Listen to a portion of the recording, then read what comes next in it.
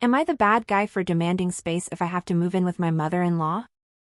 My mother-in-law is having dementia episodes, which the most recent was so extreme that her car ended up getting damaged, and she ended up in the ICU. She's fine, thankfully.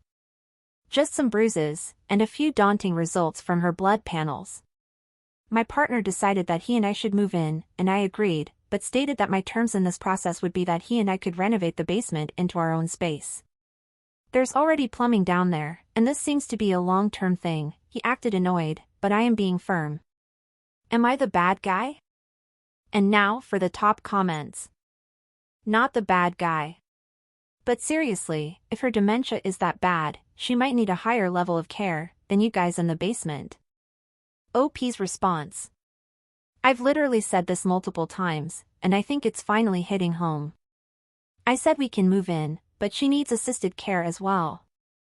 Not the bad guy. Everyone needs their own safe space and place of comfort to be alone. If you will be moving in and helping to take care of his mother, it's understandable for you to want a space for you and partner to yourself, if you will be living there. Not the bad guy. Your demands are realistic. Everybody needs space and privacy. Taking care of parents with dementia is a huge stressor for marriages. Creating private space will help your marriage survive. Why would anyone be against that? No bad guys here. Your husband is annoyed because, 1, he's worried about his mother's mental health and physical safety, and 2, you want him to refurbish the basement before you move in. So now, he not only has to care for his mother, he has to ensure the basement is also refurbished. His focus is on his mother right now. You're reasonable to want your own space. It's realistic and healthy. In the long run, it will make his life better if you are less stressed out by the new arrangement. It's obviously a stressful time for all concerned, and I don't think anyone is the bad guy here. Am I the bad guy for not helping my parents with money? First of all, I want to start by saying that me and my parents have a difficult relationship, especially when it comes to money. I moved countries years ago, in hopes of a better future. When I first moved, I used to send them most of my money. I was eating cans of cheap food so they can have the luxury of a happy life. Years passed, and my brother moved with me, and our parents continued to mooch on my money and accused me of not caring about them if I could not afford to send them more. One year, they asked us for a massive amount of money for a funeral, and when we asked why so much, my mom finally confessed that she actually wanted half of the amount for herself to buy clothes. 2 weeks ago, she messaged me and my brother asking for some money to take my father to see a doctor, due to his glaucoma getting worse. I accepted to send them £50. I can't send more, because I am trying to save for a house, and I don't do a lot of shifts nowadays. The next day she messaged me, saying she made an appointment for him, then an hour later called me saying I should not send the money because she actually needs more, and she will let my dad go blind, since she cannot afford to pay for it, and started telling me how he needs CT scans for each eye individually. I am a nurse, not that easy to believe this BS. She says it'll cost £25 per scan, then proceeds to talk crap about my brother, because he couldn't afford to send her anything. I got fed up, ended the call, then I refused to answer for hours. To end this crap, I just wrote her a message in our group chat saying how I don't appreciate the way she talks about my brother, and her saying she will let my dad go blind is horrible. Since then, I stopped talking to her. And now for the top comments. OP, you are definitely not the bad guy. It sucks about your dad, but your parents have used you enough, and at this point, it wouldn't be surprising if they fabricated it to try to guilt you out of more money. You deserve to take care of yourself, and you did the right thing by setting a boundary and going no contact.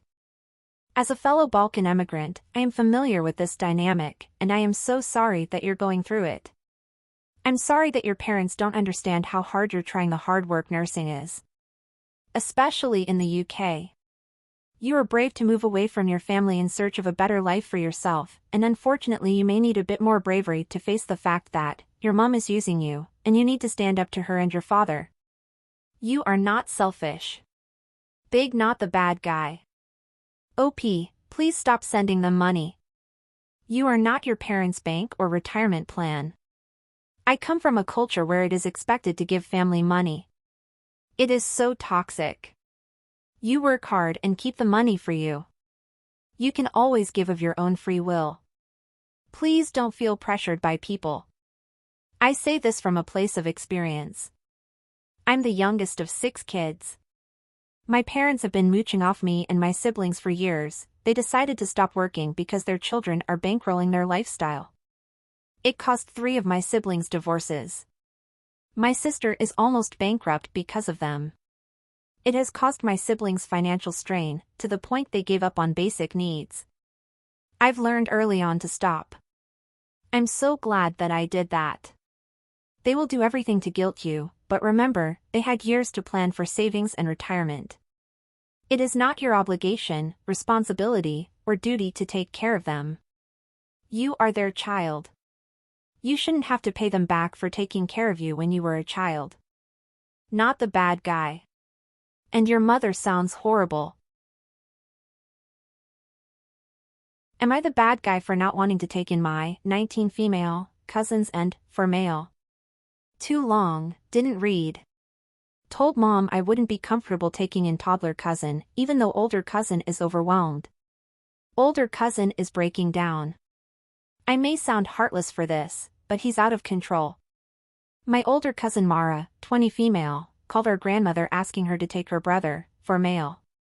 She has been raising him since we were 16, and recently had her daughter, Naomi. She said taking care of Naomi, him and working at a factory, is too much.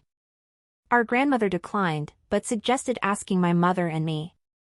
Mara talked to my mom and said she hadn't thought of asking us, because her mom might not agree with it.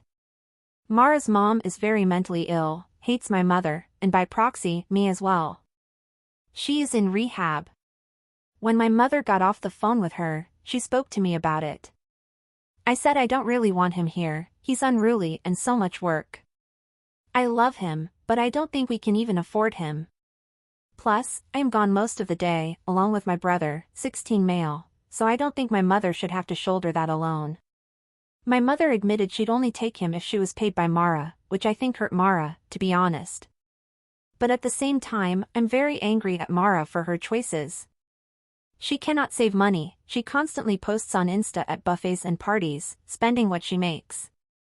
She's not fit to care for him, but none of us are. I honestly feel that, if we say this to her, she'll break down. But nobody wants him, and I know she was upset and hurt. This was the response. I think she expected us to say yes and take him, free of charge. So, I feel bad, as she really seems at her wit's end. And now for the top comments. That poor kid. I don't want to pass any judgment, as it's just too depressing to see a kid getting treated so shabbily. Not the bad guy. So, your aunt had another child, who your cousin has been taking care of. Then that cousin wants to pass along the child to you all. That is really crappy for the child, but we need to go back to the source here, and ask why your aunt is incapable. Then if she really is, and no one can care for the child, then you all need to see what services are available for support in your country. Alternatively, everyone could contribute a little money to his care. But it's not your responsibility, nor is it your mom's. OP's response. My aunt is a substance abuser, who claims to be bipolar with schizophrenic tendencies. I honestly don't know if she's mentally ill or just had an addiction. She cannot tell what reality is, and what is not.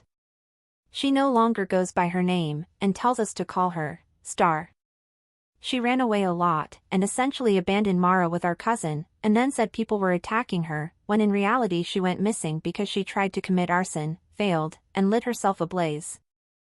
I don't think she should be allowed near anyone at all. No bad guys here. Your cousin shouldn't have been put in this situation either. Not the bad guy for not taking him in, but you are the bad guy for your attitude towards Mara. He is not her kid either, and the fact that none in your family stepped in when she had to raise him at 16 is appalling. Where is his dad? Your grandmother has more of a responsibility to take him than Mara. Am I the bad guy for not sharing my prize?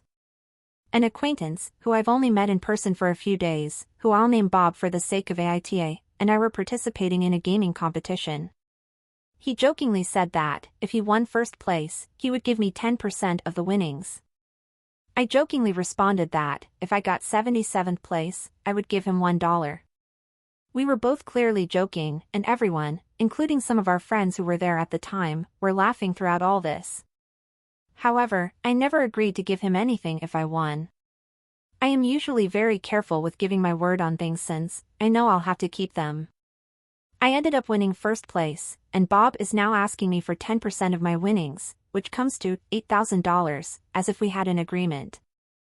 I told him that I never agreed to anything and suggested that we could work together in the next competition officially, so that we could split the winnings if we win.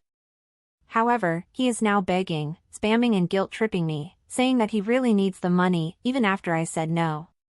He didn't deny that we never made an official agreement either, especially on my end. So, am I the bad guy for not giving Bob my winnings? And now for the top comments. Not the bad guy. Remind him of the deal, if you got 77th place, you would give him $1. Unfortunately, you didn't get 77th place. Then just cut contact. He's just trying to score a few bucks, you don't owe him a penny. Not the bad guy.